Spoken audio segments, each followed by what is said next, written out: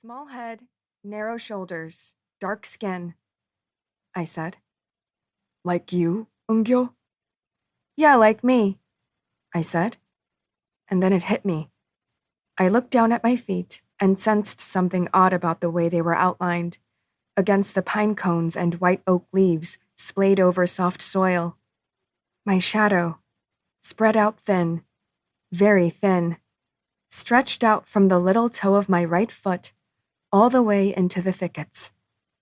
My shadow. And then I understood.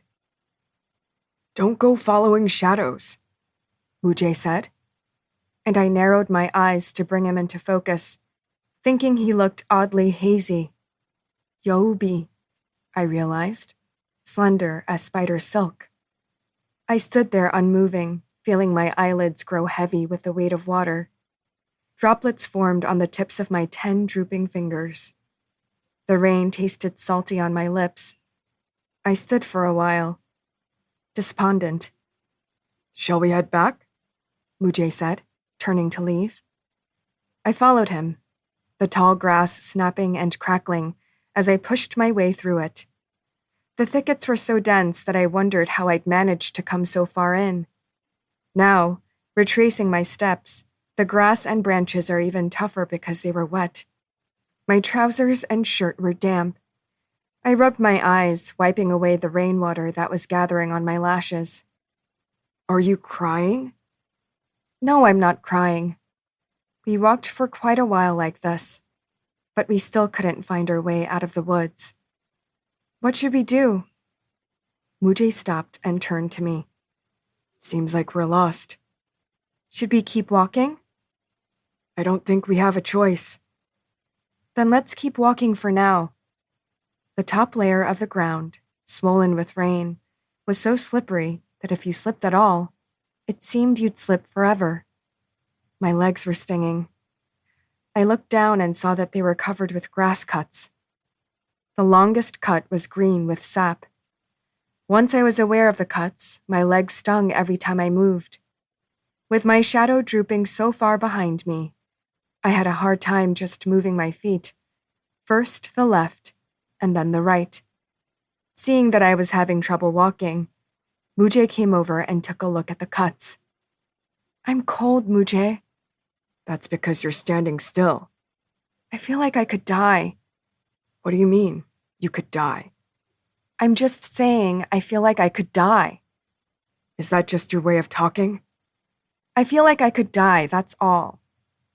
Mujae wiped away the sap with his sleeve, then straightened up and looked me in the eye. Should we die then? Right here, he added, so quietly that I was frightened. I looked at Mujae as if seeing him for the first time. His black eyes peered down at me. His hair, usually somewhat disheveled, had been subdued by the rain.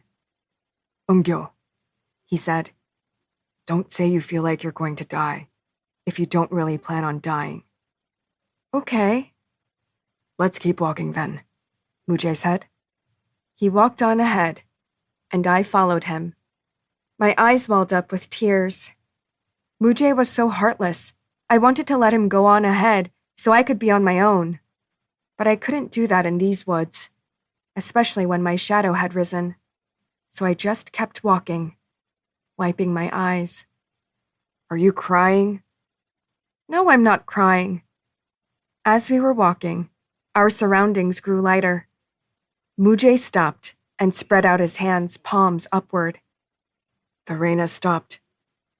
Yeah. Do you want some gum? Okay.